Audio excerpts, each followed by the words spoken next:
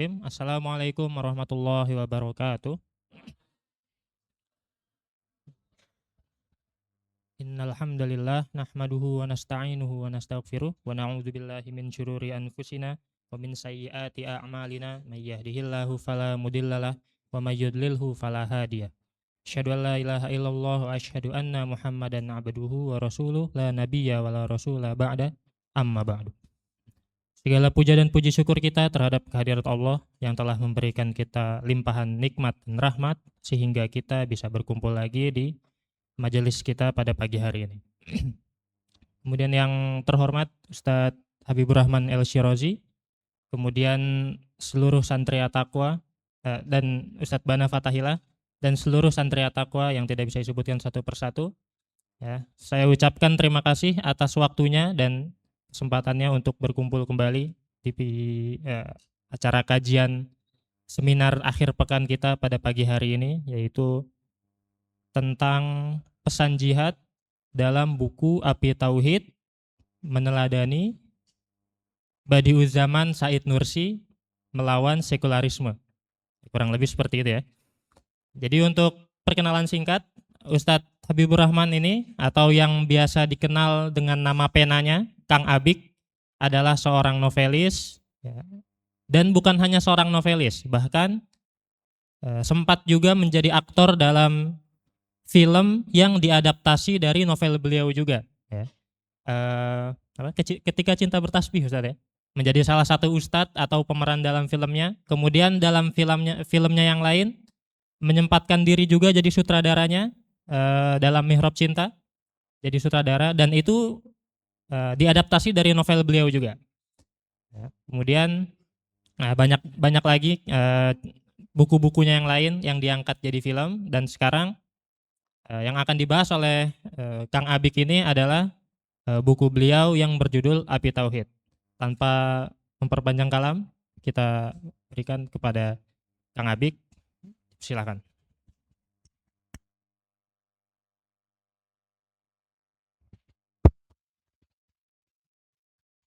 Assalamualaikum warahmatullahi wabarakatuh.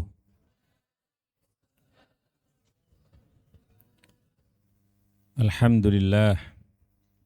Alhamdulillahilladzi 'allama bil qalam. 'Allamal insana ma lam ya'lam. Wassalatu wassalamu ala sayyidil anam.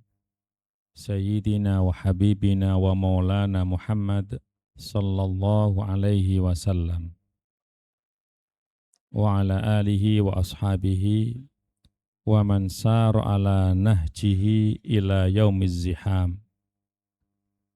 Faqad qala ar-rasul sallallahu alaihi wasallam fi hadisin sahihin may yuridillahu bihi khairan yufaqihu fid din. Amma ba'd. Yang saya muliakan seluruh asatid pesantren At-Taqwa fil muqaddimah akhinal karim Ustadz Bana Fatahillah, yang semoga selalu diberi taufik oleh Allah Subhanahu wa taala.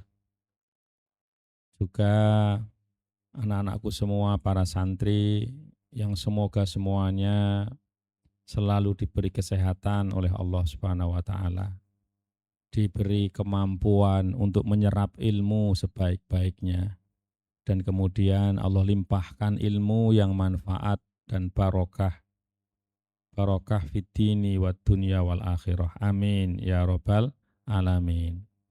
Terima kasih kepada moderator yang sudah memberikan waktu bagi saya untuk menyampaikan apa yang diamanahkan oleh panitia kepada saya. Para santri semua, rahimakumullah, kita membincangkan seorang tokoh, seorang ulama, seorang soleh. Ada kalimat dari Al-Imam Sufyan bin Uyainah. Siapa? Sufyan bin Uyainah, seorang imam hadis, jadi dia ahli hadis yang terkemuka. Sufyan bin Uyainah mengatakan begini, inda dzikris solihin tangzilur rahmah. Inda dzikris solihin tangzilur rahmah. Ketika orang soleh disebut, rahmat Allah itu turun. Ini kalimat sangat terkenal di kalangan para ulama. Sampai-sampai ada, karena yang menyampaikan ini sangat terkenal di kalangan ulama dan terkenal di kalangan ahli hadis. Dan tidak ada ahli hadis manapun yang menolak isi kata-kata Imam Sufyan bin Uyainah ini. Sampai-sampai bagi orang yang tidak jeli menganggap ini hadis Nabi. Padahal bukan hadis Nabi, tapi perkataan Al-Imam Sufyan bin Uyainah. Ketika orang soleh itu disebut, rahmat Allah turun. Ya. Nah, di sini bisa kita fahami bahwa orang-orang yang soleh itu memang membawa barokah. Membawa barokah. Bahkan ketika orang yang soleh, misalnya ini seorang ayah soleh, itu barokahnya itu akan bisa sampai kepada anak turunnya. Kita ingatkan cerita Nabi Musa dengan Nabi Khidir di surat Al-Kahfi itu. Kalau adik-adikku, anak-anakku semua para santri membaca ya. Intinya kan Nabi Musa ketemu Nabi Khidir. Kemudian Nabi Khidir itu mengatakan, kamu nggak akan bisa ngikutin aku, kamu nggak akan sabar. Ya. Aku akan sabar insya Allah, tapi syaratnya apapun yang aku kerjakan kamu jangan protes. Kira-kira begitu kan? Nanti kemudian ada satu momen Nabi Musa sama Nabi Khidir sampai di sebuah kaum, ya di situ minta untuk bisa istilahnya bertamu sehingga nanti bisa mendapatkan suguhan gitu. Tapi kan Nabi Musa sama Nabi Khidir itu ditolak. Tiba-tiba Nabi Khidir melihat ada tembok yang roboh. Sama Nabi Khidir, tembok yang roboh itu dibangun. Dibangun, ditegakkan kembali. Nah, Nabi Musa kemudian menyampaikan kepada Nabi Khidir, usul pada Nabi Khidir, kalau engkau mau secara syariat, engkau bisa minta upah atas kerjamu memperbaiki tembok. Yang kemudian Nabi Khidir mengatakan ini yang kedua. Ya, kamu enggak sabar. Nanti kemudian Nabi Khidir menjelaskan semua yang dilakukan yang Nabi Musa protes. Ya. Termasuk protes ketika ada anak kecil sama Nabi Khidir dibunuh.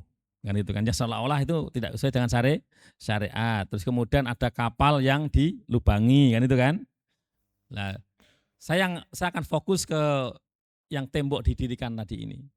Nabi Khidir kemudian menjelaskan, ini dibangun karena di dalamnya itu ada harta milik anak yatim. Kalimatnya, wa kana abuhuma sholihah. Ayahnya anak yatim ini orang yang soleh. Para ulama, ya, para santri semuanya memberikan satu ibroh di sini bahwa kenapa anak yatim itu masih dijaga oleh Allah Subhanahu wa taala. Bahkan hartanya pun dijaga, bahkan sampai Nabi Khidir diminta untuk membangun itu untuk demi menjaga harta itu karena ayahnya orang soleh. Jadi ayahnya orang soleh inilah yang membuat anak yatim itu masih dijaga oleh Allah Subhanahu wa taala. Lah kalimatnya Sufyan bin Uyainah ini sebenarnya lahir dari apa yang dia baca dari Al-Qur'an, apa yang dia baca dari hadis Nabi, bahwa ketika orang soleh disebut, rahmatnya Allah turun. Ini ya anak-anak semuanya sama dengan apa yang disampaikan oleh Imam Abu Hanifah, salah satu imam besar dari madhab empat, madhab fikih ya. Yang pertama Imam Abu Hanifah, kemudian pemilik atau pendiri atau muassis madhab Hanafi. Yang kedua Imam Malik, ya, pemuassis atau pendiri madhab Maliki. Yang ketiga Imam Syafi'i, madhab Syafi'i. Yang ketiga Imam Ahmad bin Hambal, pendiri madhab Hambali. Lah, apa kata Imam Ahmad, apakah Imam Abu Hanifah? Abu Hanifah pernah mengatakan begini, aku lebih menyukai membaca sejarah orang-orang yang soleh, sirahnya orang-orang yang soleh, daripada belajar fikih. Seolah-olah kan fikih nggak penting, bukan begitu maksudnya. Nah, kemudian Imam Abu Hanifah menjelaskan begini, karena dengan membaca sejarah orang-orang yang soleh, aku mendapatkan dua hal sekaligus. Pertama, mendapatkan adab dari orang-orang yang soleh itu. Yang kedua, mendapatkan sekaligus ilmu dan fikihnya. Kalau fikih saja kadang-kadang cuma hanya fikih, tapi kalau membaca sejarahnya, dia hidup seperti apa, dia tahu bagaimana fikih itu diaplikasikan ketika membaca sejarahnya. Maka ya, kiai-kiai dulu itu kalau mau mengkader santrinya jadi kiai diantaranya, santrinya itu dijadikan asistennya. Biasanya asisten kiai itu punya potensi besar jadi kiai besar. Kenapa? Karena asistennya itu langsung melihat langsung kiainya seperti apa, kiainya bertemu dengan orang besar seperti apa yang dia lakukan. Pagi hari seperti apa kiainya. Jadi gerak-gerik kiainya, asisten sang kiai ini itu lebih mengetahui dibandingkan kalau santri biasa yang belum pernah menjadi asistennya Pak Yai. Kalau santri biasa kan dilihat dari jauh, lihat ketika pas ngisi pengajian. Tapi kalau asistennya itu bisa semacam 24 jam. Pergi kemana diajak, pergi kemana diajak. Sama jenderal-jenderal di TNI Tentara Indonesia itu punya potensi jadi pemimpin besar kalau dia pernah jadi asistennya presiden langsung. Karena dia akan belajar langsung kepemimpinan yang tidak hanya dari buku-buku. Dia ngerti cara bernegosiasi. Maka misalnya Presiden SBY, Pak SBY itu, Susilo Bambang Yudhoyono, dulu adalah asistennya Pak Harto. Dia ngerti, oh Pak Harto bernegosiasi semacam ini, oh semacam ini. Nah, kembali ke kata-kata Imam Abu Hanifah. Sebelum kita masuk ke Said Nursi, saya ingin membawa adik-adikku semuanya, kenapa penting ngerti sirah sejarah para ulama. Ya. Jadi ini saya kasih dasarnya adik-adikku semuanya. Sejarah para ulama, sejarah dai itu penting. Saya tuh paling seneng kalau kemudian satu ke pesantren, terus di pesantren itu kemudian dihadiahi. Kadang-kadang kan pesantren itu udah menulis kan, dulu pendirinya terus ada dibukukan begitu kan, dihadiahi saya. Ini Ustadz, apa itu pendiri kami, ini sudah ditulis sama, itu saya paling senang. Kenapa? Saya baca, ngerti bagaimana Pak Yai itu keikhlasannya, bagaimana dia berjuang di daerah itu, ngerti. Ya benar kata Imam Abu Hanifah, dapat tidak hanya fikihnya, dapat adabnya, dapat fikihnya, tidak hanya fikih teori, tapi bagaimana mengaplikasikan. Lah, kenapa Sufyan bin mengatakan inda dzikri sholihin tangzilur rahmah, ketika orang soleh itu disebut rahmat Allah turun. Kenapa? Para santri semua, ada orang-orang soleh yang dia benar-benar soleh, yang ketika namanya disebut saja, orang itu langsung mengerti mengingat amal-amal solehnya. Sehingga dia terinspirasi, dia termotivasi ya untuk beramal soleh. Itu rahasianya kenapa rahmatnya Allah tuh turun. Ada orang-orang yang soleh, yang bertemu saja kita melihat wajahnya saja bertemu. Itu dia nggak ngomong, nggak ngapa-ngapain. Itu iman kita bisa tambah. Kenapa tambah? Karena ngerti sejarahnya, dia orang yang soleh. Orang yang sangat menjaga dari yang haram, yang syubhat tidak mau. Sehingga kita tergerak untuk meneladani kebaikannya. Begitu lihat dia itu, lihat wajah beliau itu, lihat kiai itu, kita langsung terlihat dia orang yang sangat takut kepada Allah. Kita langsung diingatkan untuk takut kepada Allah Subhanahu wa taala. Jadi tanpa ngomong itu semacam itu. Itulah rahasianya kenapa ya. Dan puncaknya para santri semuanya, puncaknya orang yang soleh itu adalah baginda Nabi Muhammad Sallallahu Alaihi Wasallam. Kalau ada orang yang semacam itu, bagaimana dengan Rasulullah Sallallahu Alaihi Wasallam? Maka bertemu dengan baginda Nabi dalam kondisi seorang itu beriman kepada Allah Subhanahu Wa Taala, bertemu saja sekali nggak ngapa-ngapain ini, nggak ngapa-ngapain cuma bertemu bahkan dari kejauhan kalau perlu. Selama itu bertemu langsung dengan baginda Nabi dari kejauhan, barokahnya bertemu dengan Nabi itu, menurut para muhaddis, siapapun seseorang yang pernah bertemu dengan Nabi secara langsung dan dia dalam keadaan beriman, maka dia derajatnya naik. Dia adalah sahabat Nabi Muhammad Sallallahu Alaihi Wasallam. Sahabat Nabi. Maka jumlah sahabat Nabi itu ratusan ribu. Kenapa? Karena ketika Nabi Muhammad itu haji wada di Arafah, baginda Nabi kan khutbah. Itu kan diikuti oleh banyak sahabat Nabi yang berhaji ketika itu. Ada sahabat Nabi yang ketemu cuma sekali itu. Pas haji wada di kejauhan lagi. Oh itu Nabi berkhutbah. Meskipun belum pernah berjabat tangan, cuma ketemu jauh, itu dia sudah terhitung sahabat Nabi Muhammad Sallallahu Alaihi Wasallam. Yang sesoleh-solehnya tabiin, derajatnya nggak akan bisa mengalahkan sahabat Nabi. Jadi tabiin itu meskipun luar biasa, itu tetap barokahnya ketemu Nabi itu nggak bisa ketemu langsung, nggak bisa dikalahkan. Bahkan bayi yang lahir ceprol, nger gitu kan. Dia belum bisa ngomong, terus diajak ketemu sama Nabi. Dia tetap disebut sahabat Nabi. Nama disebut sighorus sahabah. Sahabat-sahabat kecil. Dan derajatnya itu tadi.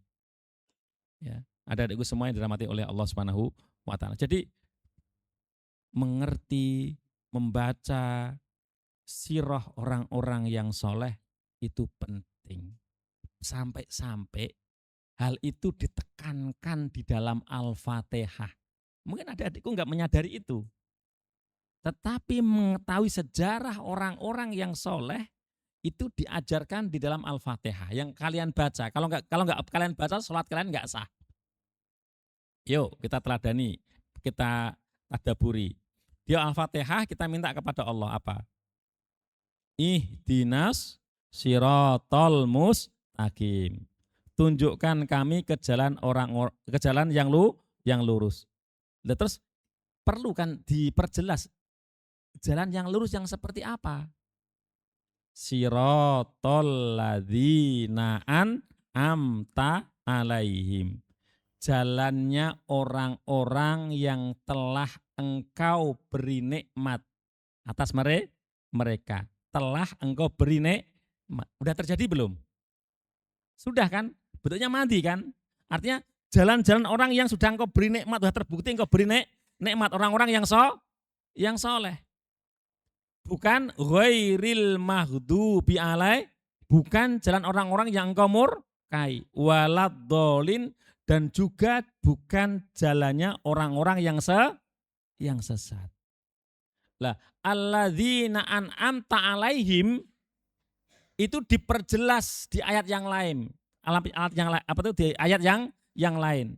Alladzina an'amta alaihim minan nabiyyin wasiddiqin wasyuhada wasolihin. Jadi kita memang supaya jelas jalan orang yang soleh seperti apa, contohnya apa, ya orang-orang yang soleh itu perlu kita baca sejarahnya. Baik orang yang soleh yang dulu-dulu maupun yang dekat dengan kita. Misalnya orang yang jelas soleh, perjuangannya luar biasa, dekat dengan kita, Pak Nasir, ya, yang punya kontribusi luar biasa. Ide negara kesatuan Republik Indonesia dari Pak Nasir. Berikutnya Kiai Haji Ahmad Dahlan, kontribusi luar biasa. Hadratus Syekh Hasyim Asy'ari, kontribusi luar biasa. Dan kiai-kiai banyak. Nah, di antara yang sekarang kita bincangkan adalah salah satu tokoh ulama besar dari Turki yang juga dekat dengan kita. Maksudnya nggak terlalu jauh masanya itu. Ya, di abad-abad modern ini. Namanya Al-Imam Badi'uz-Zaman Said Nursi. Ya. Saya kenal Said Nursi itu sejak saya kuliah di Al-Azhar, Jamiatul Azhar. Dulu, nggak tahu kalau di zamannya Pak Ustadz apa itu Bana ya, kalau di zaman saya itu di Selasar Kampus Usuluddin itu ada yang jual-jual buku di situ, Ustadz. Sekarang mungkin masih ada ya, mungkin ya. Dan satu begitu ada selalu ada makrot daim, ada bazar yang selalu setiap hari ada di situ. Bazar buku setiap hari ada di situ. Buku ulama-ulama itu di situ. Itu selalu kita tinggal habis apa itu kuliah lihat-lihat. Nah, di antara buku yang dijual ketika itu adalah Rosailun Nur. Risalah Nurnya Said Nursi. Saya beli ada yang kecil-kecil, ada yang kemudian besar. Saya beli Al-Kalimat, Al-Maktubat, enggak semuanya ketika itu saya beli ada 3 itu. Al-Kalimat, kemudian ada Al-Maktubat, ya kan, Syu'aat, saya beli. Terus kemudian saya baca ini kok bahasanya enak, kemudian apa ini cara menyajikan untuk menanamkan keimanan itu dengan bahasa yang berbeda dari ulama yang lain. Tujuannya sama, tapi caranya enak gitu kan. Ditambah lagi ada guru besar kami di Al-Azhar ketika itu, guru besar tafsir yang beliau juga menulis tentang, jadi Said Nursi ini juga menulis tentang Ijazul Quran, ya, yang ditulis ketika bahkan itu ketika dalam kondisi perang itu masih sempat tulis kitab Said Nursi itu. Ijazul Quran dalam bahasa Arab. Nah, itu dibedah oleh guru besar tafsir di Al-Azhar. Ya. Syekh apa tuh Ja'far Abdul Ghafur gitu. Mungkin zamannya Ustaz Albana sudah pensiun, beliau sudah wafat, dulu sudah wafat sekarang ini. Saya kemudian ini sampai guru besar ini sampai membahas ini berarti bukan ulama sembarangan ini. Sampai kalau apa itu anak-anakku semuanya sempat baca novel saya, Ayat-ayat Cinta, tokoh utamanya namanya Fahri. Itu Fahri itu ada momen Fahri nulis tesisnya master, itu nulis tentang metodologi tafsirnya Badi'uz Zaman Said Nursi. Maka nama Said Nursi memang sudah saya mention sejak di ayat-ayat cinta. Dan ini kemudian memang tokoh yang luar biasa. Sampai kemudian Allah kabulkan, saya bertemu dengan Tulabun Nur yang ada di Jakarta. Enggak sengaja ketika itu di acara Islamic Book Fair, masih di Istora ketika itu, saya habis bedah karya saya, tiba-tiba ada orang Turki ngejar saya. Ustadz, boleh mampir ke stan kami.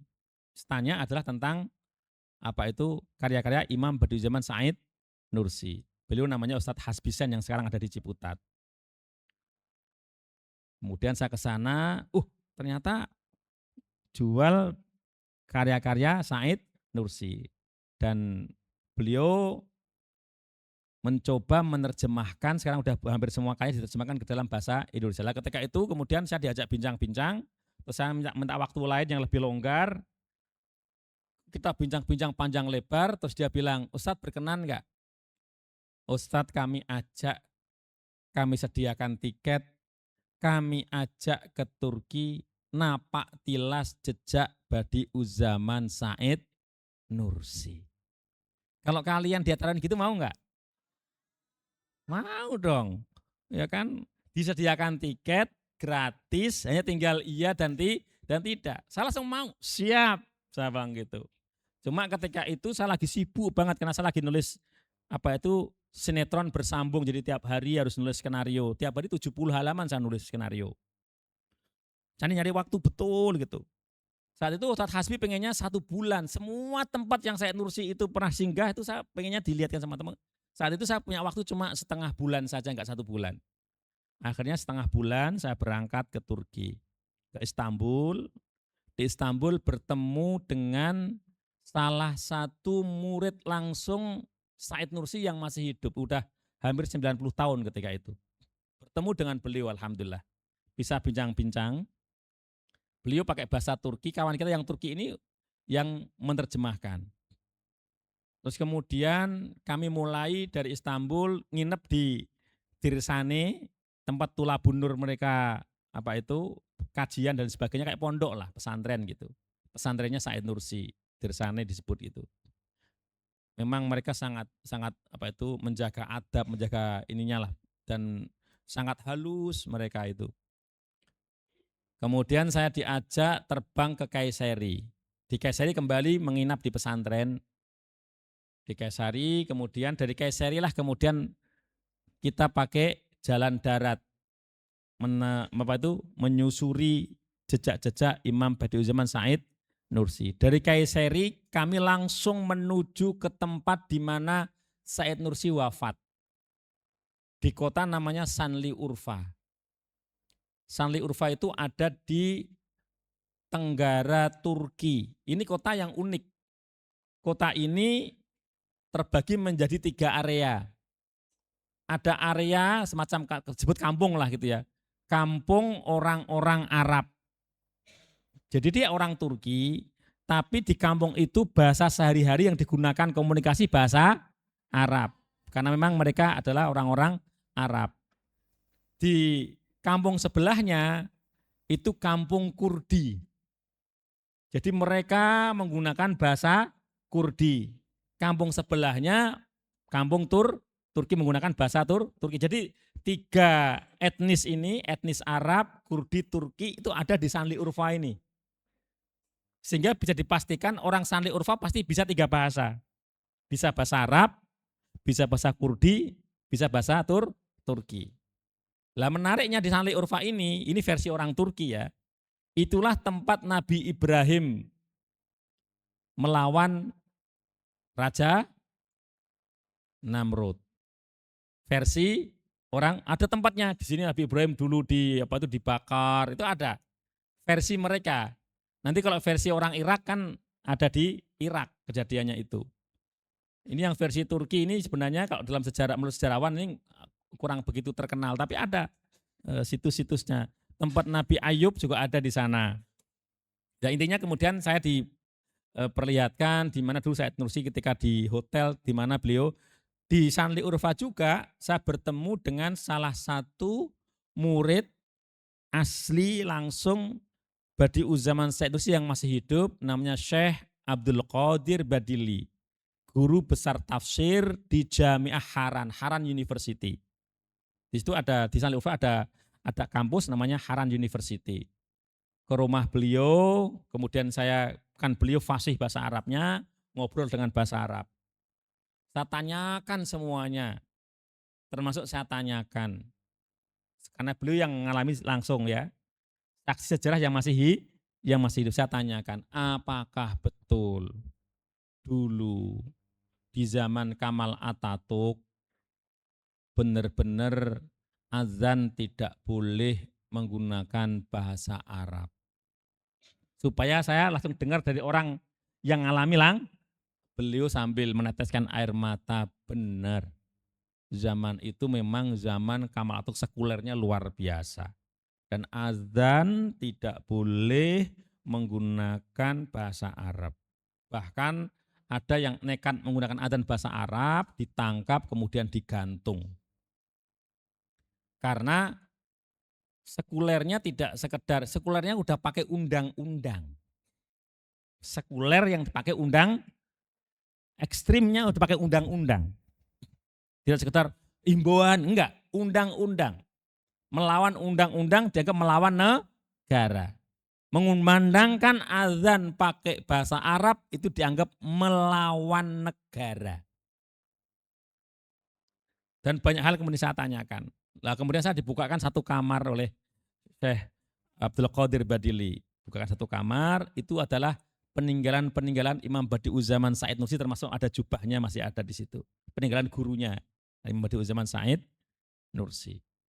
Kemudian setelah itu ke kota-kota yang lain, ke Adana, termasuk kemudian saya diajak ke kota namanya Barla.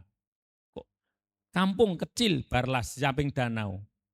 Di Barla ini Imam Badi'u Zaman Said Nursi bertahun-tahun diasingkan. Nanti akan saya ceritakan ya. Di Barla ini kemudian saya diajak naik ke gunung. Sampai ke puncak gunung sana. Ustaz sekalian kita napak tilas sampai ke di puncak gunung itulah Said Nursi biasa tadabur. Dia memang indah sekali pemandangannya, lihat kanan kiri semuanya. Biasa tadabur, merenung dan lain sebagainya. Nah sekarang saya akan cerita. Imam Badi'u Zaman Said Nursi, nanti kalau lebih detailnya nanti adik-adikku bisa baca di Api Tauhid. Kalau yang udah baca tinggal nyambung aja, kalau belum baca, baca. Ya. Yang belum baca, baca. Badi'u Zaman Said Nursi lahir dari ayah dan ibu yang soleh dan solihah. Ya. Dan benar-benar soleh. Ayahnya itu betul-betul menjaga betul dari yang haram. Artinya benar-benar subhat pun nggak mau sang ayah ini. Namanya Mirza. Kok pada tertawa kenapa? Ada yang namanya Mirza? Oh, perempuan. Kok unik juga ini perempuan Mirza. Jadi ini namanya Mirza ya. Mola Mirza. Mola itu guru ya. Mola Mirza atau Tuan Mirza. Nah ini seorang sufi. Dia seorang sufi. Lebih ke Naqsyabandi. Sufi Naqsyabandi. Karena memang kalau kita lihat sejarahnya ya, di Turki itu memang tarekat Naqsyabandiyah itu menyebar. Terutama di Anatolia Timur atau daerah Kurdistan. Jadi Badi'u Zaman Said Nursi itu lahir di desa namanya Desa Nurs, dekat kota Van. Itu masuknya Anatolia Timur. Masuknya area Kurdistan. Di Kurdistan. Lah Kurdistan itu antropolog Eropa juga udah nulis ya. Itu 80% orang Kurdistan itu terafiliasi pada Torekoh Sufiyah. Terutama adalah Qadiriyah dan Naqsyabandiyah. Ya. Termasuk ya pahlawan-pahlawan besar dari Kurdistan itu yang mungkin ada adikku kenal, Salahuddin Al-Ayyubi, Nuruddin Zangki, itu dari Kurdistan. Dan Salahuddin Al-Ayyubi ini mungkin kalaupun ada yang gak sepakat dengan Sufi, tapi pada kenyataannya Salahuddin Al-Ayyubi ini juga intisab pada Sufi, Torekoh Sufiyah. Bahkan ya, karena kebetulan masuk disertasi saya ini kebetulan. Ya, kemudian saya membaca detail tentang sejarah Mesir ketika itu. Bahkan di zaman Salahuddin Al-Ayyubi ini, rumah-rumah Sufi itu dipelihara oleh sultan. Jadi dalam dunia Islam awalnya gerakan sufi, tasawuf ini mereka independen artinya yang biayai sendiri gitu ya. Seorang syekh itu yang biayai sendiri. Di zaman Salahuddin ini Thariqah Sufiyah mendapatkan perlindungan dan mendapatkan insentif. Jadi Zawiyah Sufiyah itu mendapatkan pembiayaan dari negara dan itu kali pertama dan luar biasa perkembangan. Tapi sufinya zaman Salahuddin ini sufi yang benar-benar murni untuk dekat dengan Allah Subhanahu wa taala. Sufi yang bergerak, sufi yang hadir di tengah-tengah masyarakat, sufi yang menggerakkan. Bukan sufi yang uzlah, gembel, kemudian bukan yang seperti itu. Kan kadang-kadang ada yang ngaku-ngaku sufi tapi dia gembel, kemudian seolah-olah hanya akhirat saja, tapi padahal enggak juga gitu kan. Yang inilah yang teralienasi dari dunia, bukan itu sufinya. Ya kan? Sufi yang itu adalah tazkiyatun nafs, torik untuk as-sofa, untuk tasfiyah, untuk membersihkan jiwa, membersihkan pikiran, untuk mendidik jiwa, menguatkan adab kepada Allah, adab kepada Rasulullah, adab kepada masyarakat, bahkan adab kepada alam semesta. Nah itu Thariqah Sufiyah zaman itu. Nah kembali.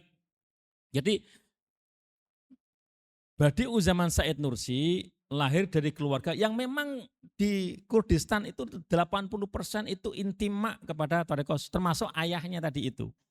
Ya, ayahnya. Maka kalau kita baca Badi'u zaman Said Nursi itu beberapa zikir-zikirnya memang itu zikir-zikir yang kita tahu redaksinya ini adalah redaksi dari Thariqah Naqsyabandi. Maknanya nggak ada yang salah, benar nggak ada masalah.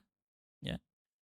Meskipun Said Nursi sendiri mengaku berkali-kali saya bukan syekhun sufi, bukan.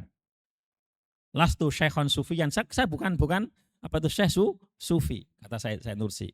Tetapi nggak bisa dipungkiri bahwa dia lahir dari keluarga sufi. Tadi kembali, Mirza ini sangat takut kepada Allah, nggak mau makan yang meragukan.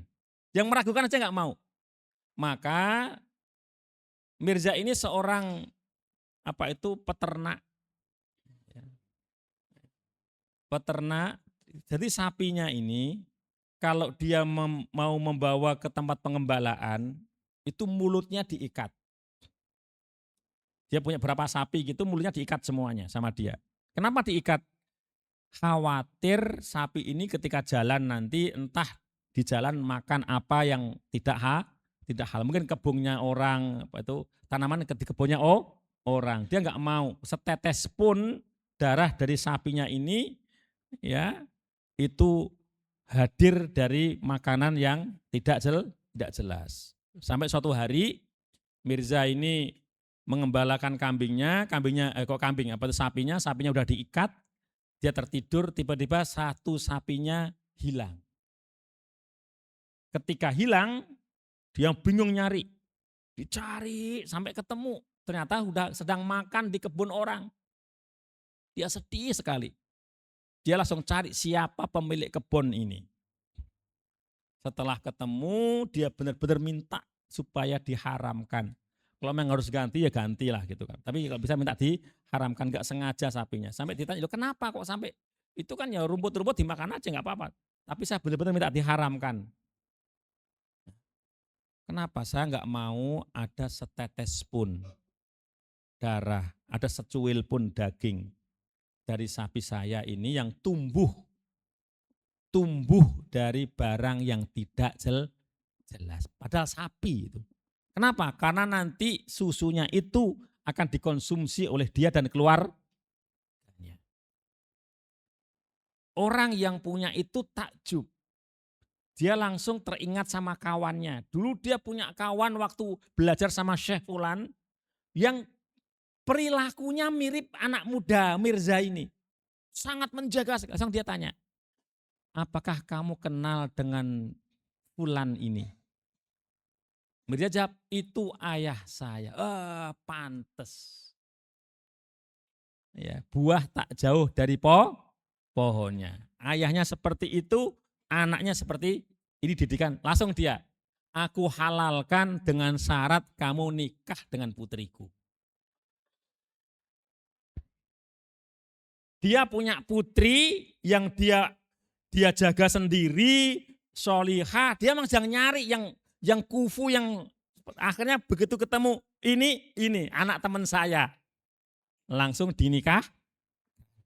Dari hasil pernikahan itu lahir anak yang soleh. Salah satu anak yang soleh itu namanya Said, diberi nama Said.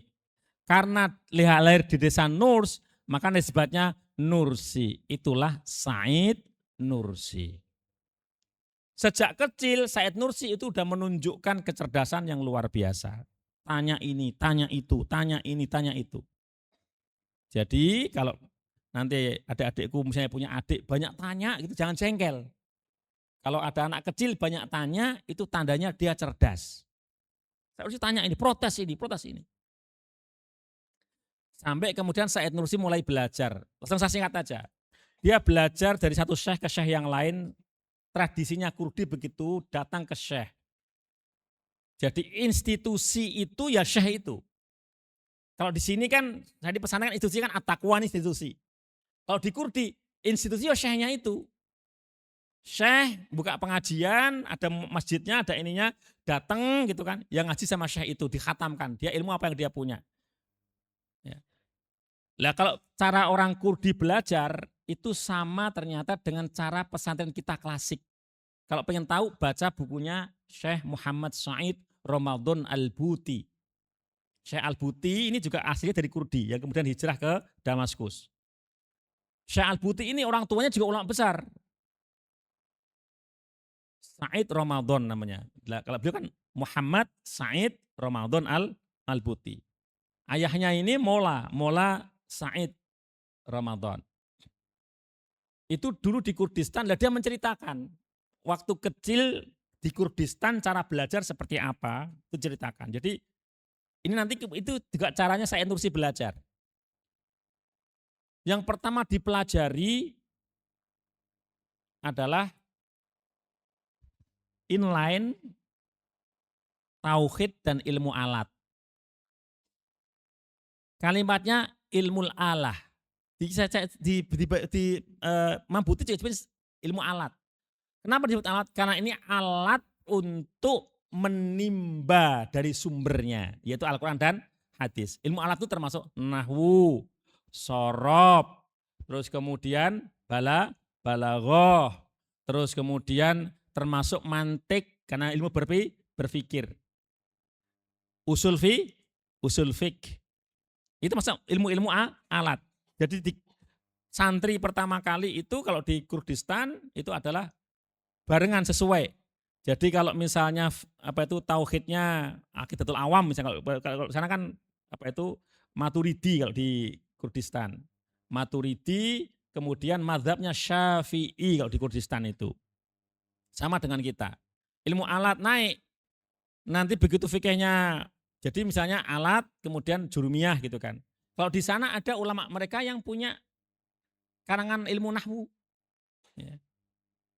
Sampai nanti yang rumit-rumit seperti Alfiyah Ibnu Malik nanti bersanding dengan Jam'ul Jawame. Kalau di dalam, jadi ada kitab fikih, kitab usul fikih dan qawaid fikih itu yang terkenal Jam'ul Jawame. Itu kalau udah sampai tingkatan Jam'ul Jawame itu udah tingkatan alim. Nah, langsung saya ceritakan. Saya terus begitu. Dari guru yang menakjubkan dalam usia yang masih belia kira-kira 14-15 tahun gitu, Said Nursi hafal 90 kitab induk ilmu-ilmu keislaman dan ilmu-ilmu alat. 90. Said Nursi itu punya kelebihan mirip Imam Syafi'i. Imam Syafi'i sekali dengar langsung hafal. Sekali baca langsung hafal. Itu Said Nursi juga sama. Said Nursi itu sekali baca langsung hafal, kayak scanner itu. Set. Dan adik-adikku, anak-anakku semuanya jangan heran. Karena saya juga pernah menemui orang mirip seperti itu. Dulu saya hampir seperti nggak percaya, tapi saya menemui. Waktu saya kuliah di Al-Azhar, satu ketika saya pergi ke Alexandria, kota di Alexandria sana. Di Alexandria, terus kemudian saya nginep di tempatnya orang Malaysia. Nah, tiba-tiba ada teman-teman Malaysia datang dari Damanhur ke Alexandria, ke tempat itu. Terus dia mengatakan, Ustaz, yuk kita talaki sama Syekh. Di mana? Di masjid ini. Talaki apa? Talaki Fathul Bari. Fathul Bari. Terus apa kelebihannya? Kelebihannya ulama ini ulama luar biasa, Ustaz. Dia tidak hanya hafal Al-Quran, tidak hanya hafal Sahih Bukhari, dia hafal Fathul Bari. Saya sampai, bener serius. Ustaz. Jadi saya tertarik kemudian, ayo berangkat. Dan saya pengen yang dekat sama saya tahu betul enggak ini, dia hafal Fathul Bari. Kita datang lebih awal, ya ibaratnya misalnya saya duduk begini, saya di sampingnya situ. Sampingnya sini, dekat saya. Misalnya di sini. Teman kita Malaysia bawa Fathul Bari. Samping saya nggak bawa kitabnya. Teman saya Malaysia bawa Fathul Bari. Syekhnya duduk begini saya tanpa kitab. Langsung dia ngomong, bab, bla bla bla bla. Hadisnya an semua. Kemudian syarahnya tanpa kitab saya nyimak. Kalimat per kalimatnya. Hafal. Tapi tidak ada yang susah bagi Allah Subhanahu wa taala kalau mau meneteskan ilmu pada hambanya. Hafal, Pak. Saya Nursi gitu, 90 kitab. Dan itu ya. Itu tidak sekedar omong kok gitu. Aku hafal enggak, itu diuji. Kalau zaman dulu diuji betul. Zaman saya di pesantren gitu, hafalan alfiah saya diuji betul hafalan alfiah. Saya dulu zaman dulu saya di madrasah diniyah saya itu. Di madrasah diniyah itu saya hafalan Imriti. Itu diuji betul sama di hutan. Alhamdulillahilladzi qad waffaqa lil ilmi khaira khalqi walitu qahatan had qulubu binawi famin adimi sya'ni lam nawi. Itu Imriti. Alfiyah qala Muhammad dua ibnu Maliki Ahmadu Rabbillah. Bab hal al-hal wasfun fudratun muntasib mufhimu fi hal kafar dan ad. Hafal betul, harus hafal, diuji. Said Nursi juga sama, diuji. Lah ada salah satu gurunya penasaran. Ini cuma hafal saja atau juga ngerti pemahamannya? Diuji. Tidak hanya hafalan, tapi pemahamannya. Dan ternyata pemahaman Said Nursi yang remaja tadi itu seperti pemahaman ulama-ulama yang udah umurnya 40 tahun ke atas. Maka gurunya kasih julukan Badi'uz Zaman. Keajaiban zaman. Dan langsung dikasih jubah, langsung dikasih gelar mola. Orang kalau gelarnya mola itu boleh mengajarkan ilmu. Udah kayak Dewi Suda. Boleh mengajarkan ilmu, gelarnya mau, maka dia termasuk mola yang paling, dan langsung terkenal ke seluruh Kurdistan. Dan banyak ulama-ulama penasaran pengen debat sama anak kecil ini. Dan Said Nursi tidak pernah kalah debat. Karena hafal 90 kitab. Sudah. Tetapi Allah mempersiapkan Said Nursi itu tidak hanya ilmu-ilmu keislaman yang klasik. Allah menyiapkan Said Nursi akan menghadapi tantangan yang besar. Kalau saya lihat sejarah awalnya itu, Said Nursi itu fase sejarahnya sama dia tulis sendiri. Pertama Said Qadim, Said Nursi lama. Nanti Said Jadid, Said Nursi baru. Ya kan? Baru yang ketiga Said Ba'da Jadid gitu kan. Setelah yang baru gitu, menjelang beliau wafat. Nah, Said Nursi Qadim itu dari kecil ya sampai nanti fase pasca Perang Dunia Pertama. Itu masa mencari ilmu, masa berdebat, termasuk masa beliau ikut berpolitik, mencoba memperjuangkan Islam lewat jalur politik di Istanbul ketika itu, termasuk terlibat Perang Dunia Pertama. Fase yang jadid nanti adalah fase ketika khilafah mulai runtuh, dan Said Nursi harus berjuang dengan karya. Ya. Oke, saya lanjut ya. Said Nursi ya, tidak hanya ilmu keislaman klasik, Allah kasih kesempatan suatu ketika ada seorang gubernur itu ngefan banget sama Said Nursi. Jadi ngagumi Said Nursi. Suatu ketika Said Nursi diminta untuk tinggal di rumah gubernur itu sekaligus ngajar di dekat situ. Di rumah gubernur itu Gubernur Wan namanya, ada kota Van, kota Wan ya di Kurdistan. Gubernurnya itu pecinta buku, pecinta ilmu. Dia punya perpustakaan pribadi besar sekali. Dan itu hampir semua jenis keilmuan modern ada, sosiologi, antropologi, sejarah, kimia, ini. Dan gubernur itu suka ilmu. Dia suka mendatangkan pakar matematika datangkan kemudian berdebat, diskusi gitu kan. Fasa lah itu cara Allah menggembleng Said Nursi ilmu-ilmu yang kontemporernya. Dia dilalap semua perpustakaannya di situ. Kimia gitu kan, itu sampai Said Nursi itu pernah nulis tentang kimia cuma itu hilang. Dan Said Nursi ketika membaca tentang teori-teori kimia, ketika gubernur itu mendatangkan pakar kimia, Said Nursi bisa berdiskusi, bisa berdialog, bahkan bisa membantah. Langsung levelnya sama. Jadi filsafat apalagi? Ini cara Allah menyiapkan tentaranya. Salah satu tentaranya yang dia siapkan yang namanya Said Nursi. Udah. Kemudian Said Nursi udah cukup kenyang. Di rumah gubernur itulah Said Nursi bisa mengakses dunia luar karena ada koran setiap hari masuk. Suatu ketika Said Nursi baca koran. Ketika membaca koran, Said Nursi membaca di situ ya. Salah satu pembesar Inggris, Gladstone namanya, itu dia membawa Al-Qur'an dalam sidang parlemen Inggris. Di parlemen Inggris bawa Quran, tapi dia mengatakan begini, selama umat Islam masih berpegang pada kitab ini, kita nggak akan bisa mengalahkan mereka. Cara kita mengalahkan mereka adalah jauhkan umat Islam dari kitab ini. Itu Gladstone. Said Nursi baca itu langsung mendidih. Ini tantangan. Dia langsung bersumpah. Aku bersumpah, aku akan tunjukkan pada dunia bahwa Al-Quran adalah cahaya yang tidak bisa ditutupi. Maka kemudian sejak saat itu Said Nursi sudah berniat pokoknya nih, kalau mereka mau menutupi Al-Quran, kalau mereka menjauhkan mereka, aku yang akan mendekatkan pada perjuangan saya dari situ. Nah saat itu Said Nursi masih muda, pergolakan itu adalah akhir-akhir Khilafah Utsmaniyah.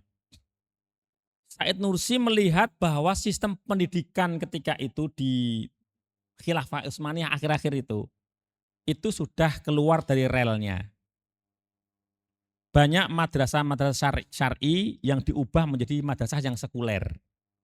Karena memang sejak Nizam Jadid, nanti ada namanya Nizam Jadid tahun 1800 sekian itu ada Nizam Jadid, itu memang kiblatnya adalah Khilafah Utsmaniyah berkiblat ke Eropa. Ketika itu mulai berkiblat ke Eropa. Kenapa? Karena merasa bahwa selama itu kalah perang, terus salah satu caranya kalau kita mau menang perang adalah menggunakan cara Eropa. Maka kemudian datangkanlah orang dari Prancis, undang-undang mulai diubah dari undang-undang yang Islami menuju undang-undang yang cara Eropa. Lah Said Nursi merasa ini enggak benar ini. Maka Said Nursi kirim surat kepada Sultan, itu Sultan Abdul Hamid II. Sultan Abdul Hamid ini orang yang soleh, cuma lingkungannya ini enggak mendukung. Said Nursi nulis pengen ketemu sama Sultan, ingin menyampaikan ide-ide tentang pendidikan yang benar. Said Nursi pendidikan yang benar itu harusnya adalah menggabungkan 3 hal menurut Said Nursi. Yang pertama adalah al-madrasah asy-syar'iyyah. Harus menggabungkan madrasah syar'iyyah. Madrasah syar'iyyah itu isinya adalah bahwa seorang murid, seorang santri itu harus dibekali ilmu syariah yang cukup. Nahwunya, sorobnya, tafsirnya, fikihnya, akidahnya harus kuat. Tentang ilmu syariat. Tapi enggak hanya itu saja. Karena kalau hanya itu saja umat Islam akan tertinggal. Maka harus ditambah lagi yang kedua namanya al-madrasah al-asriyah. Madrasah kontemporer. Ilmu-ilmu teknologi. Itu harus dikuasai umat Islam. Dua saja ini menurut Syekh Nursi enggak akan kuat. Kalau tanpa yang ketiga nanti akan jadi enggak punya karakter. Sebab Rasulullah sendiri adalah diutus untuk liutammima makarimal akhlak, untuk menyempurnakan akhlak. Ya, di antara menanaman akhlak yang paling kuat, yang teruji sepanjang sejarah adalah kaum sufi menurut Syekh Nursi. Maka harus ditambah yang ketiga, zawiyah sufiyah. Pembersihan jiwa, penanaman akhlak yang bersih. Sufi itu punya teori yang bagus sekali. Ya, pertama ada namanya takholli bagi kaum takholli itu adalah membersihkan jiwa, diri, pikiran, hati dari semua akhlak yang madzmumah, yang buruk-buruk, dengki apa semua itu dibersihkan. Proses itu pakai proses yang intensif. Kalau kita ini bisa baca di Ihya Ulumuddin itu kan ada al-muhlikat. Jadi jenis-jenis akhlak, penyakit-penyakit yang akan menghancurkan seseorang seperti iri, dengki, ujub, macam-macam itu. Nah itu dibersihkan, itu teknik sufi begitu. Setelah taholli pembersihan, yang kedua adalah tahalli. Tahalli itu menghias. Menghias dengan akhlak yang karimah, yang mahmudah. Setelah dibuang akhlak-akhlak yang buruk-buruk itu dibersihkan dari jiwa kita diisi dengan akhlak-akhlak, adab-adab yang baik. Kalau sudah itu baru kita nanti bisa masuk fase ihsan atau tajalli. Tajalli itu adalah tampak betul keagungan Allah Subhanahu wa taala. Jadi kalau nanti sufi yang tertinggi itu seolah-olah itu beribadah kepada Allah tanpa hijab, tanpa ada hijabnya. Ka'annaka tarahu. Anta budallah ka'annaka tarahu. Itu syaratnya sudah prosesnya hati kita udah bersih dan seterusnya. Nah, Nursi melihat semacam itu, penting tiga hal ini. Lah, Nursi pengen ketemu sama sultan, tapi orang-orang sultan ini banyak sekuler. Dan berlapis-lapis. Enggak diizinkan. Enggak diizinkan, karena enggak diizinkan, maka Syekh Nursi bikin konsep dia itu dia tulis dan dia terbitkan dalam surat kabar, surat terbuka untuk sultan. Ibaratnya Anda langsung nulis gitu kan, jadi viral. Surat terbuka untuk sultan. Sayangnya orang-orang yang di sekitar sultan itu menutupi hal itu. Syekh Nursi malah dianggap orang berbahaya. Padahal Abdul Hamid itu orang yang soleh. Mungkin kalau baca mungkin lain ceritanya. Di situ Syekh Nursi belum sempat ketemu sama Sultan Abdul Hamid. Said Nursi masih di Istanbul ketika itu, dicari, ditangkap dan supaya punya alasan pihak kepolisian, istilahnya itu yang berwenang, itu menganggap Said Nursi orang gila. Nanti perlu ditangkap, dimasukkan rumah sakit jiwa. Kejem toh? Untuk bisa menyatakan Said Nursi orang gila, harus didatangkan dokter psikolog penyakit jiwa untuk nguji Said Nursi, kemudian dapat rekomendasi, iya Said Nursi orang gila layak dimasukkan rumah sakit jiwa. Said Nursi dari penjara sementara itu dibawa ke seorang dokter.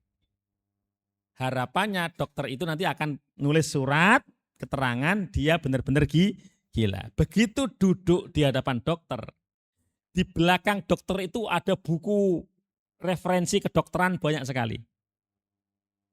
Said Nursi bilang begini, dokter, di belakang Anda itu ada buku banyak sekali. Dokter, pilihlah buku mana yang paling rumit dan paling sulit. Berikan kepadaku, cukup saya beberapa, nggak sampai 1 menit, nanti saya akan hafal. Asal dokternya bilang, oh ini benar-benar gila ini. Ini benar-benar gila ini. Langsung benar dokter ngambil yang paling susah. Kedokteran yang paling susah. Ini silahkan. Terus Said Nursi buka di halaman tertentu. Cuma dilihat set. Nah ini dokter, silahkan. Halaman sekian. Saya akan menyampaikan, silahkan dokter simak. Saya akan ucapkan, dokter simak.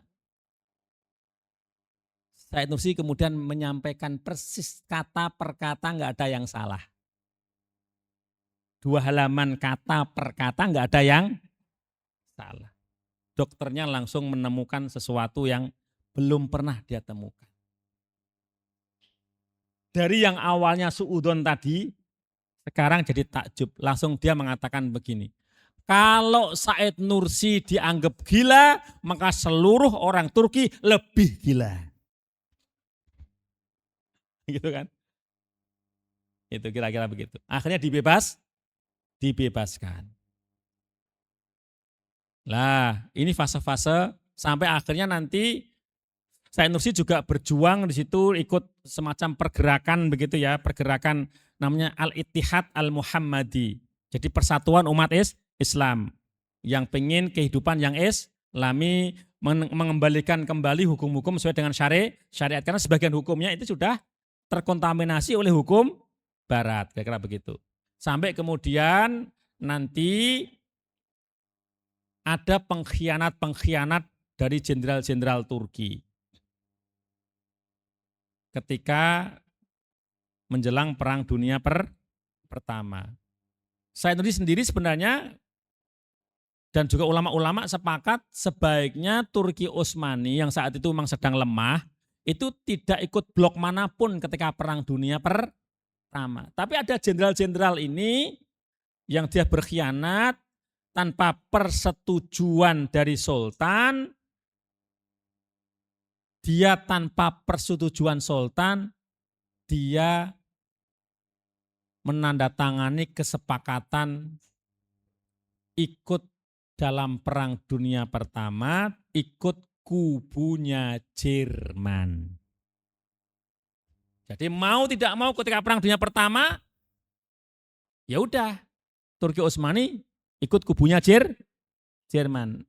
Yang kita tahu hasilnya, ya Perang Dunia Pertama Jerman dan bolo-bolonya termasuk Turki Utsmani kalah perang. Said Nursi ketika itu bahkan ikut ketika sekutu itu menyerang Turki, menyerang Anatolia Timur, Said Nursi juga ikut berjuang karena musuh datang kan.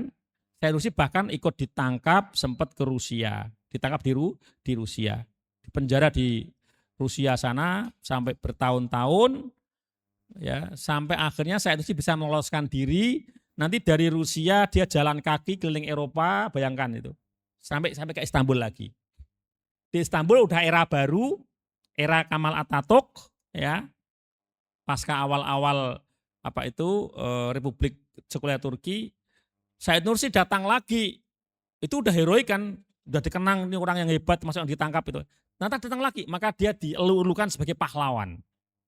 Karena dia ikut Perang Dunia Pertama. Sebagai pahlawan, dihormati sama Kemal Atatürk sebagai pahlawan.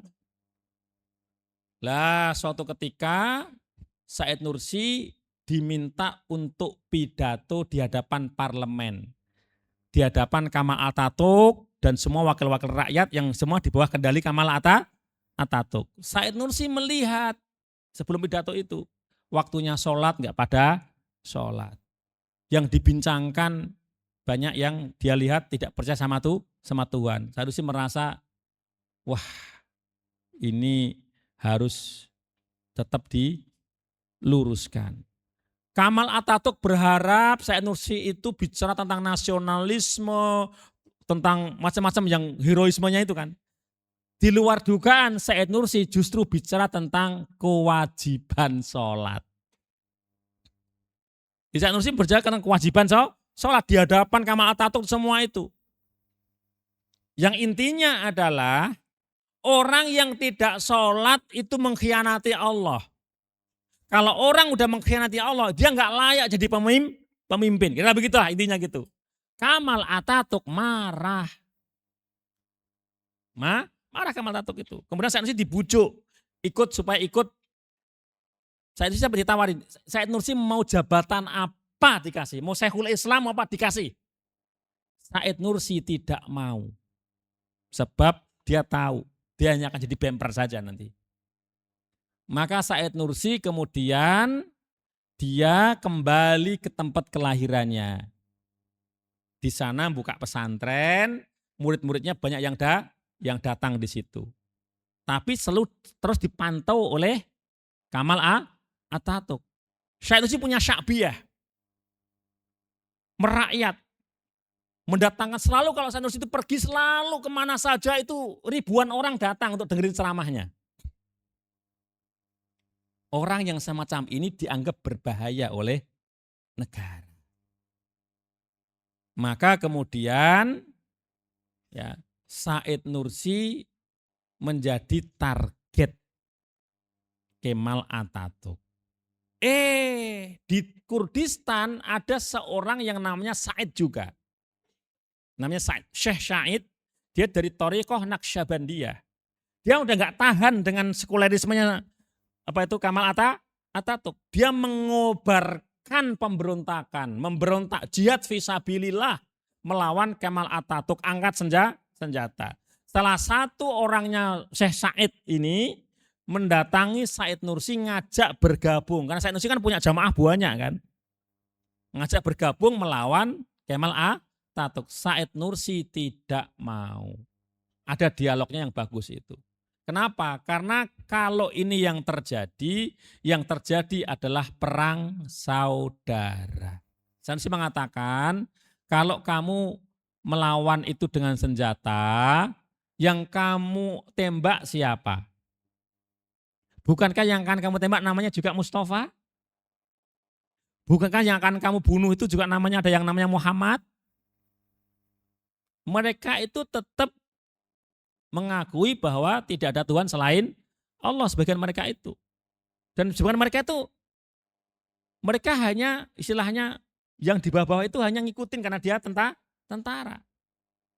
Maka Said Nursi nggak mau karena terjadi pertumpahan darah.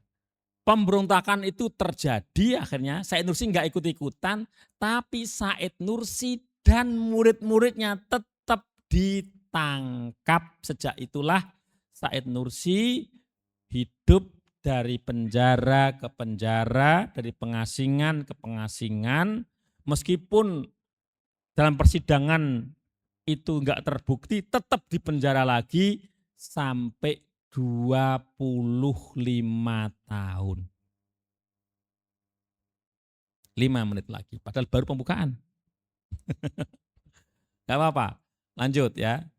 Lah, ketika di penjara itulah, ini cara Allah ya. Tadi kan udah disiapkan sama Allah, hafal sekian ini, baca ini. Di penjara kan Said Nursi nggak punya akses. Sementara yang harus dijawab itu banyak sekali. Dan orang kalau dekat dengan Allah itu dikasih sama Allah. Ya, dikasih sama Allah. Pemahaman, dikasih semacam ilham, kamu tulis seperti, dan ternyata itu menjawab persoalan yang ada di luar penjara. Said Nursi melawan sekulerisme dengan ilmu. Melawan sekulerisme dengan cahaya Al-Quran. Dia tulis tafsir Al-Quran. Pemahamannya begini. Ditulis, dilempar Tulisan itu dilempar keluar jendela penjara. Di luar jendela penjara ada muridnya yang ambil. Kemudian ditulis tangan, terus menyebar sampai ke seluruh Turki. Dari tulis tangan ke tulis tangan. Menyebar selama 25 tahun.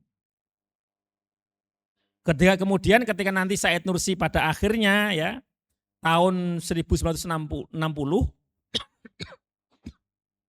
itu Adnan Menderes, ada politikus muslim bagus Adnan Menderes, itu melawan rezim sekuler dan dia menang. Said Nursi ikut mendukung ini. Itulah di zaman Presiden Adnan Menderes itu ya azan dikembalikan berbahasa Arab.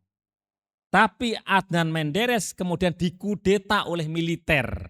Karena militernya sekuler. Militer punya senjata. Adnan Menderes pun digantung.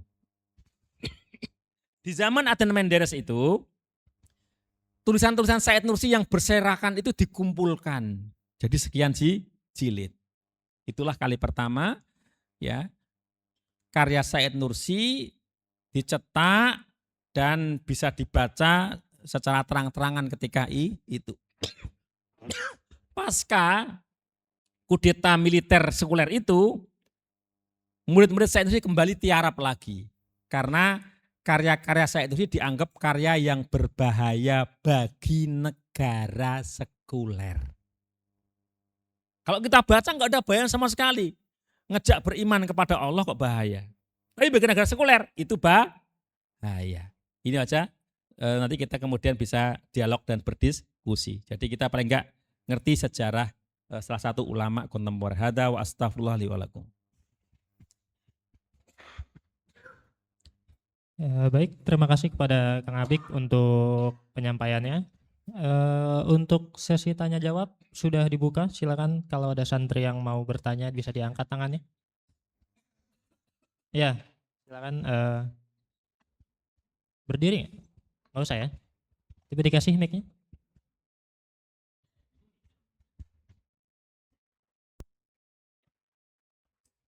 Ya. Tes.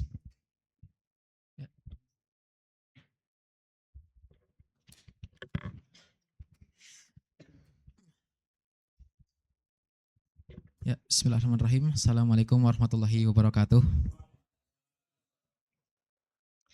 Perkenalkan Kang Abik, nama saya Faras Zahi Putra Satriawan. Saya dari kelas Atko 1 atau kalau di sini kelas 2 SMA berarti. Jadi di sini saya ingin bertanya Kang. Tadi kan Kang Abik menceritakan ya kiprahnya Said Nursi sebagai seorang ulama yang bertasawuf tapi tidak kemudian abai gitu dengan kondisi politik umat Islam pada masa itu. Nah, melihat kondisi politik umat Islam sekarang hari ini Kang, ketika sekarang ya yang baru-baru Amerika dan Israel berkoalisi nyerang Iran gitu kan, tapi negara-negara ahlus sunnah di sekitarnya malah diem aja gitu, malah lebih mengutamakan diplomasi gitu dengan negara-negara barat yang kemudian menyerang negara-negara Islam yang lemah ini. Pertanyaan saya adalah sebenarnya peran ulama-ulama di daerah-daerah ahlus sunnah ini Kang yang berdiam diri ini di mana gitu? Kalau mereka kemudian dengan dalih tasawufnya gitu kan, udah kita fokus aja untuk bagaimana kita mengejar akhirat. Terus apakah ini ada stigma cara pikir seperti ini gitu kan, yang tasawuf mikirin akhirat aja, nggak usah memperjuangkan hak politik kita di dunia gitu kan? Itu apakah ada campur tangannya Barat atau murni dari kesalahan pemahaman kita atas tasawuf sendiri, Kang? Gitu. Wassalamualaikum warahmatullahi wabarakatuh.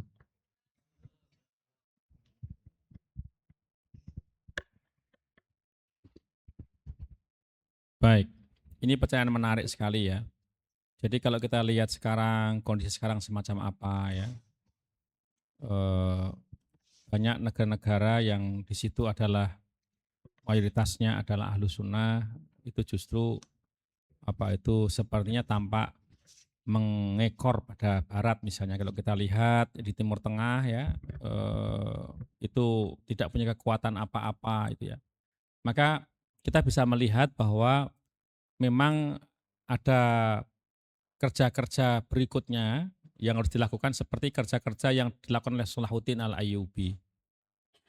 Dan Salahuddin Al-Ayyubi itu ya itu produk dari kerja ulama sebelumnya.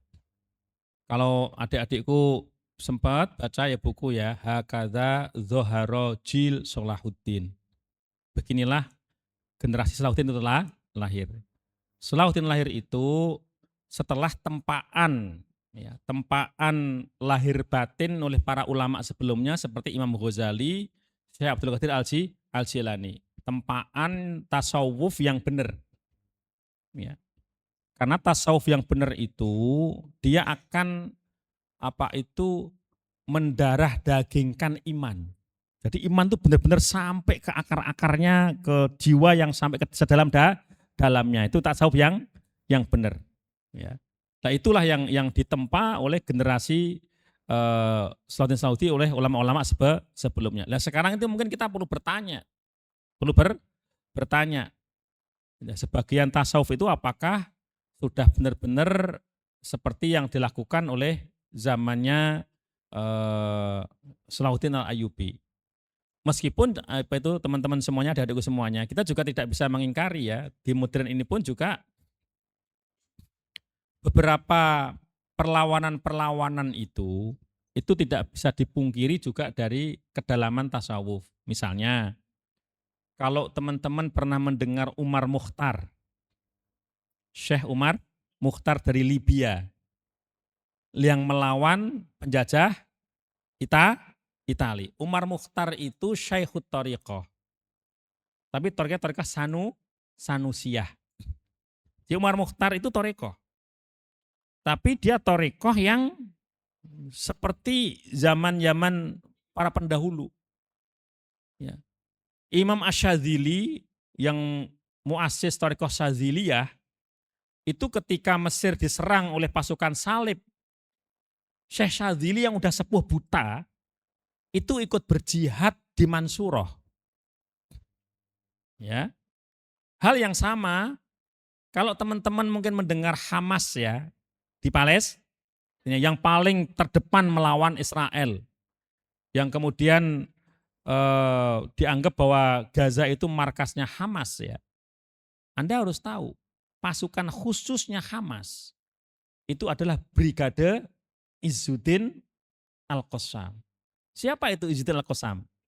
Izzuddin Al-Qassam itu Syekhut Thariqah. Izzuddin Al-Qassam itu Syekh Thariqah Sufi Syadziliyah. Ya. Jadi sebenarnya sufinya nggak ada masalah, sufi yang benar nggak ada masalah. Jadi ini konstelasinya saat ini agak rumit. Kenapa? Karena banyak negara-negara itu penguasanya itu merasa tidak bisa hidup kalau tidak bergantung pada Barat. That's the problem. Sisi misalnya, sebenarnya kan Sisi yang di Mesir ini kan sebenarnya jujur saja kan dia lahir dari kudeta kan. Artinya sebenarnya rakyat Mesir sendiri nggak menghendaki dia kan, sebenarnya kalau boleh jujur kan begitu. Tetapi sekarang sampai bertahan kenapa? Karena di backup sama Amerika. Amerika mensyaratkan kalau lu mau tetap di situ, lu harus baik-baik sama Israel.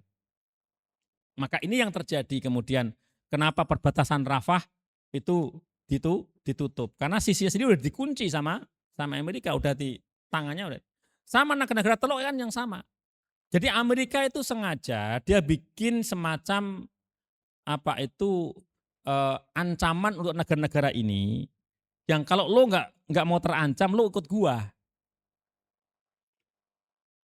Ya kan?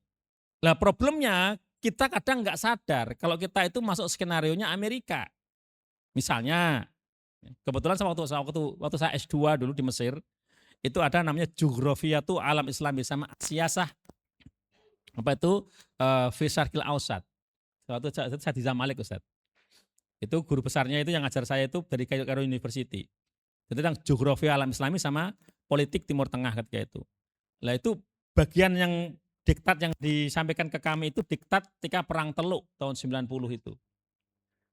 Jadi skenario dari penjajah-penjajah Inggris itu, masuk ya tadi ketika pasca Perang Dunia Pertama, Turki Utsmani kalah sama sekutu. Sekutu itu isinya siapa? Isinya adalah Prancis, Jerman, dan lain sebagainya.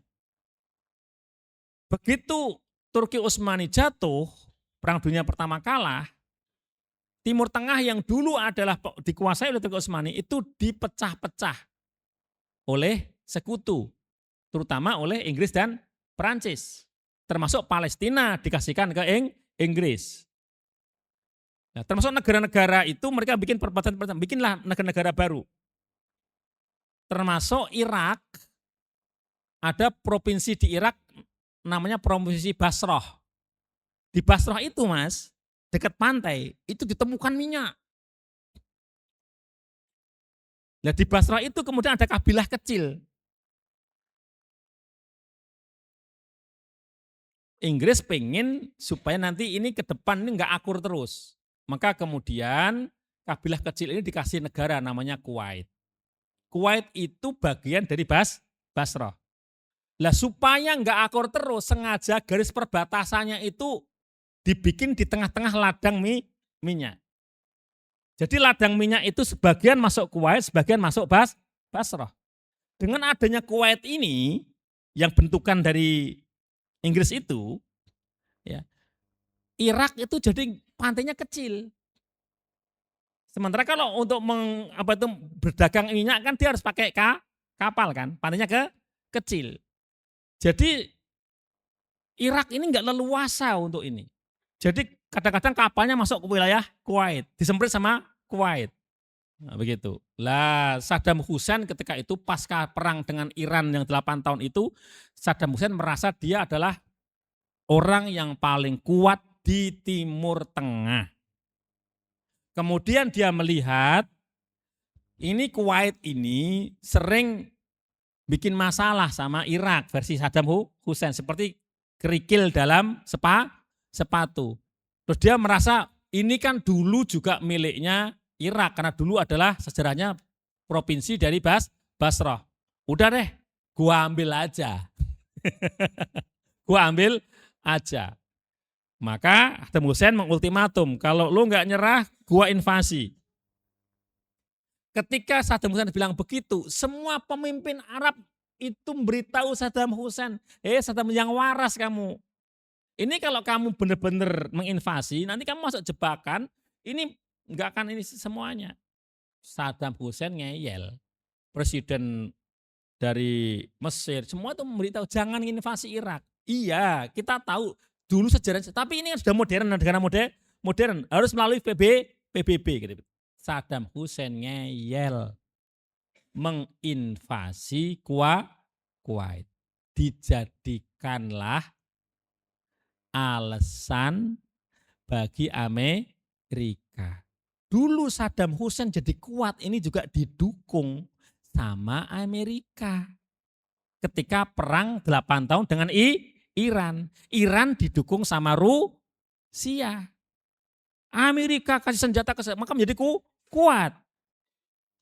Amerika punya agenda. Nanti kalau ini kuat, ini kan seperti macan nih. Ini pasti akan bikin rusuh nih. Gitu kan. Kalau bikin rusuh, ini pasti yang lainnya pada takut nih. Kalau takut, dia pasti akan minta gua nih untuk jaga. Gitu loh, paham gak Mas? Bener kan? Saddam Hussein nyaplok Kuwait. Dalam 1 hari udah gak mampu. Saudi ketakutan. Nanti jangan-jangan ke gua nih. Maka negara Teluk langsung panggil Amerika. Tolong ini selesaikan Saddam Hussein. Langsung kita lihat kan, Amerika bahkan langsung dengan kekuatan sekutu. Amerika, Inggris, Prancis, semuanya saat itu menggempur Irak habis-habisan. Dan seluruh negara Arab menyediakan landasan udaranya untuk Amerika. Dibom, blang. Saudi terutama yang paling berkepentingan karena paling berbatasan dengan Irak, paling takut. Akhirnya kita tahu Irak jatuh. Meskipun Saddam Hussein belum jatuh. Tetapi ini masih ketakutan nih. Itulah awalnya kemudian Amerika punya pangkalan militer. Di mana? Di Timur Tengah, Saudi kasih.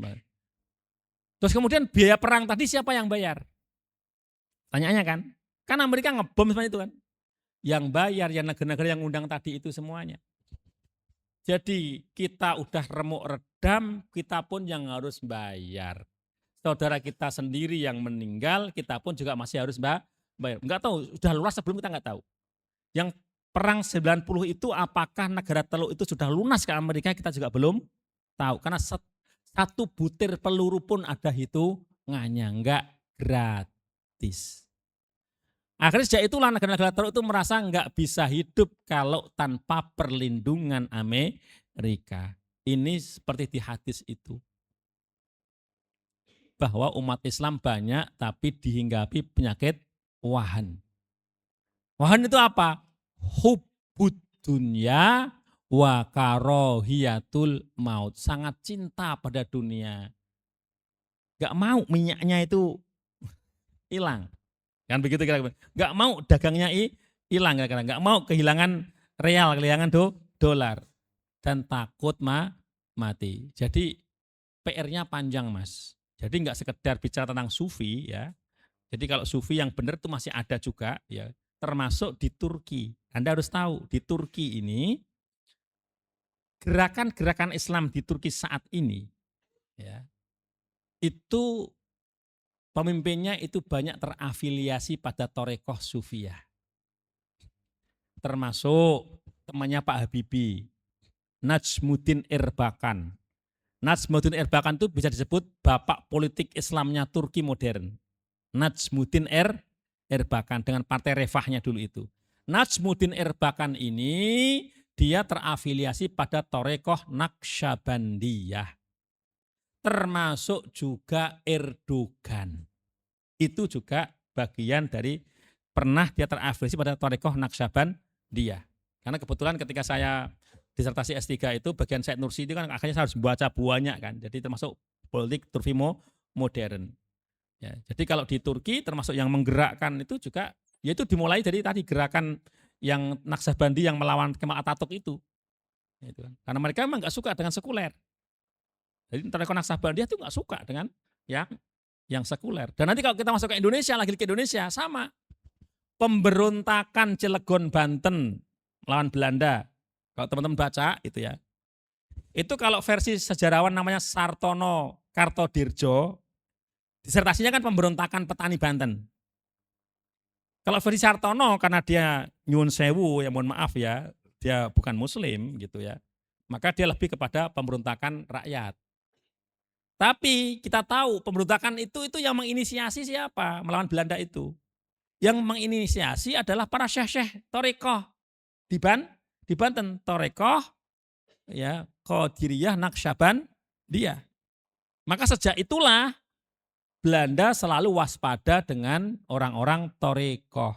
Rifai Kalisasa itu juga Thorekoh yang lawan Belanda. Bahkan di Ponegoro itu juga dia Thorekoh juga. Ya kan? Jadi mungkin sebagian teman-teman nggak suka dengan Thorekoh, ya, karena mungkin melihat yang versi Thorekoh versi apa ya, versi gembelnya lah gitu sebenarnya. Yang dianggap, dan itu memang juga kajian-kajian para orientalis juga menyatakan Thorekoh ini sumber kemunduran umat Islam. Ya. Tetapi itu juga kita perlu koreksi. Anda kalau sebagai seorang yang kritis perlu koreksi, apakah itu betul? Ya mungkin ada, tapi apakah kemudian semua Thorekoh? Itu kita juga harus perlu mengoreksi. Atau jangan-jangan tesisnya para orientalis mengatakan Thorekoh sumber kemunduran umat Islam ini justru pengen menjauhkan umat Islam dari salah satu kekuatan inti umat Islam. Karena inti Thorekoh itu adalah anta'budallah ka'annaka taroh. Selalu setiap hari, setiap gerakan kita bersama, dibersamai atau bersama dengan Allah. Itulah inti Thorekoh. Dan itu kekuatan yang dahsyat. Nah, kita juga tidak juga menafikan ada teman-teman kita yang namanya hulatut Thorekoh. Jadi Thorekoh yang ekstrim. Yang ekstrim.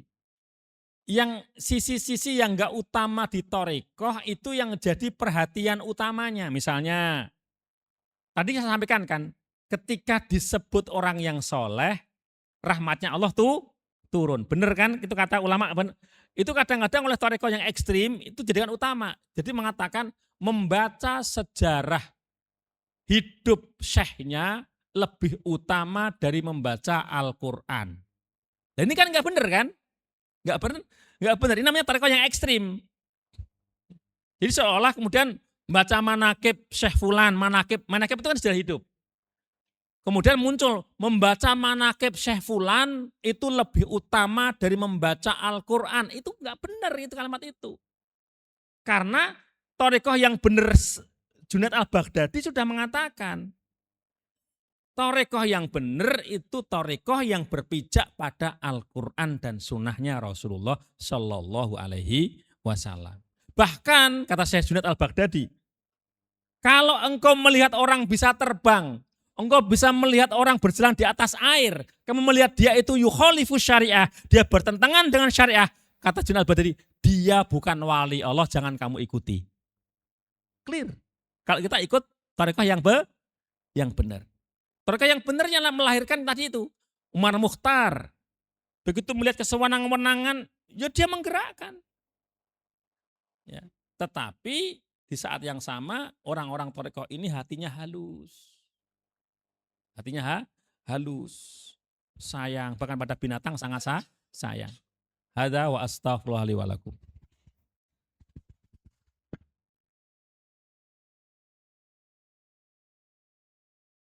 Cek. Baik, terima kasih jawabannya kepada Kang Abik.